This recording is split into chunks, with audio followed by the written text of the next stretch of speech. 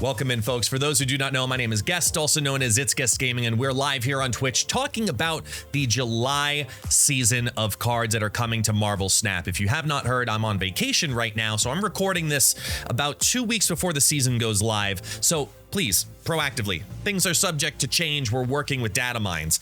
But based on what we already know, I want to talk to you about the spotlights, my thoughts on them, where are the best uses of your keys, the cards, the mechanics themselves, and my prediction of what to look forward to in the month of July. So go ahead, folks, hit that like and subscribe button down below, and let's switch on over and take a look at the Season Pass card, Gwenpool. At the moment, she's a 4/6 that gives +2 3 times to random cards in your hand. I mean, this is good. Like, if this comes out like this, I expect this to have a Ms. Marvel style effect on the community. I think that this will be a very, very good Season Pass card. Maybe not as good as the new Gilgamesh, but I think this will be a very good Season Pass card. And this has its own video all by itself with my deck suggestions to take a look at what's going on with, you know, Gwenpool. So if you like it, please make sure you go hit that like button on that video over there too, which I'll probably have pop up over there. Now let's talk Gwenpool in the sense of get the Season Pass. And in that week, what should you do? In that week, we also have Hydra Bob.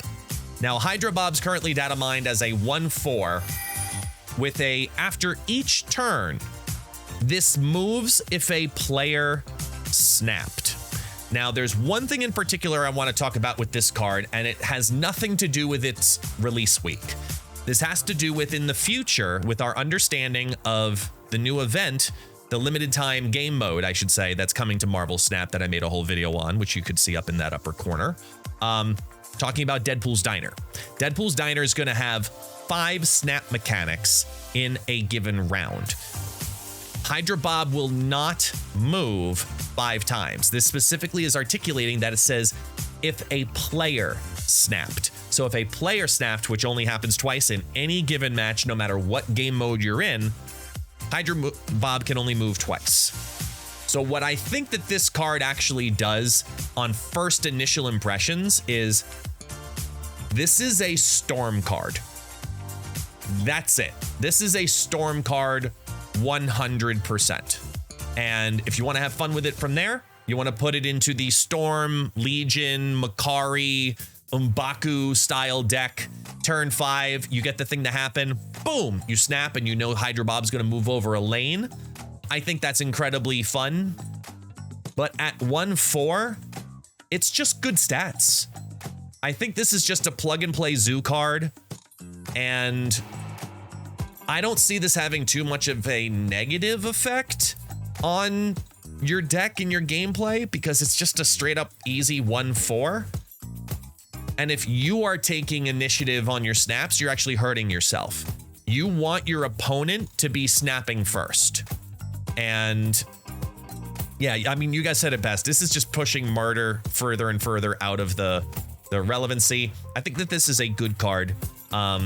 Just maybe not game breaking, maybe not like the best clip card for content creators, but looking at the whole spotlight with also Nebula and Galactus in it, I have Nebula currently ranked as an A tier card and Galactus as a C tier card. So in regards to the entire week, I'm thinking Hydra Bob's probably a B tier card. So we're averaging the week for this one at currently a B ranking.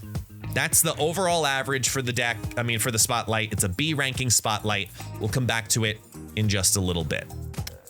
Ajax, looking at the future of Ajax, currently a 4/4 in the data mine with the ongoing of +1 power for each card in play affected with negative power. Now, sorry, afflicted, I should say, afflicted with negative power. The thing we don't know about Ajax yet is will it work similarly to how Gilgamesh works? Because Gilgamesh only gets the buff if the host cards on the rest of your side of the board are actually green. Let's say there's a blue Marvel on there and blue Marvel hits a card that also was hit by a wasp, an evolved wasp. So it's a +1/-1 and they cancel each other out. They're back to 0. Gilgamesh doesn't get a buff. We don't know yet if the same is applied to Ajax, where it has to show a red value on the opposite side or on your side. Okay? Please read that carefully. It's both sides. For each card in play afflicted with negative power. This means this gives also Hazmat another out. You don't have to necessarily have Luke Cage. If you haven't played Hazmat recently, Hazmat doesn't reduce. You play all the afflictions, but she doesn't reduce herself. So whatever card ends up taking on that ability, whether it's activating another time via an Odin or you have a Absorbing Man go off, those cards don't reduce, the ones that are activating the ability. So Ajax on top of it, if you've got Rocks and Broods and yeah, even Typhoid Marys and all these things all going out there, Ajax is a really tall card. Really, really tall card. I think at 4/4, she's actually a little strong. I wouldn't be surprised if they released her weaker. Or him, I should say, weaker. Because Ajax is incredibly, like, this will surpass Darkhawk numbers, in my opinion, at 4 cost. This will surpass Darkhawk numbers. This is a really, really good card. Now put on top of it, Darkhawk and Beta Ray Bill. Like, Darkhawk's an S tier card. Beta Ray Bill is a good, confident B. I think Ajax is at least an A tier card, which means this is an A tier spotlight. I think this is an incredibly good spotlight in its current format. And even the Pandart variant looks awesome. Can we talk about that? The Pandart variant's awesome. Hydra Bob, I kind of like the cartoony one better. Not gonna lie. Sorry, Pandart, but I like the cartoony one better. Next up is Copycat. Copycat's at current 3/5. When you draw this, steal the text from the bottom card of your opponent's deck. 3/5, again, 3/5 is the new 3/4. It is the sexy new 3-cost card. And the randomness that can come from this, I mean, this is like, it reminds me of another version, obviously, of Iron Lad. And this is a very interesting card to kind of work around because it's the RNG of RNGs, right? I expect this to be an Agatha card. I expect this to be a card that people just have fun with, but I don't know if it's going to be meta relevant. So I'm on the fence about that. Now, let's couple it with Cull Obsidian and Thanos in the spotlight with a really, really, really cool Cull Obsidian variant. I'm a big fan of that. I might be getting that one myself. And Thanos, I mean, there's a billion good Thanos variants. I don't think you're opening this one to get the Thanos variant. I think you're opening this one to get Thanos. Thanos is a top of A tier card, and Cull Obsidian fits organically with it. This is a get your own deck card. Like this a week. This is a really good week for a lot of players to have a competitive deck show up. 3 keys, Thanos, Cull Obsidian. Maybe you get Copycat, maybe you don't. This is a good week for spotlights in general. I think that either way, Copycat's probably either a B or a C tier card. So I'm gonna put this whole week at about a B- as of right now. Averaging, depending on whatever Copycat does. I'm not sold yet on Copycat. I need to sit down a little bit more with it, but as a spotlight week, these two in particular, pretty good. Pretty good. Then in the data mines, we have a very weird week because it's July 30th, which is the premiere date for Deadpool's Diner, which is how we're getting Cassandra Nova to come to the game. So at the moment of recording, we don't know what is going to happen here. We don't. There could be another card they put into this spot. They could not. They could basically say, hey, go play the other game mode. We don't know. So I'm just going to tell you about these two spotlights, Proxima and Hope. Hope, S tier card. One of the best cards in the game, top 5 card. Series, like, use your 6,000 tokens, use your keys, get Hope Summers. 100%. If you don't have it, get it. And yes, the variant on this is fantastic. Absolutely fantastic.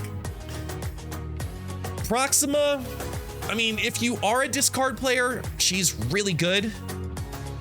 But that's it. Like, it's just the one pigeonholed Proxima deck. So she's kind of a C tier card. So it's tough to determine. But what I'm going to tell you overall is don't get Hope Summers via spotlights, get Hope Summers with your tokens. She's one of the top 5 cards for your tokens. She's worth the investment.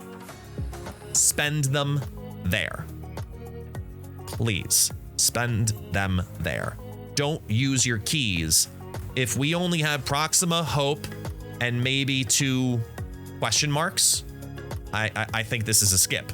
But if another card gets added here, another new card gets added here,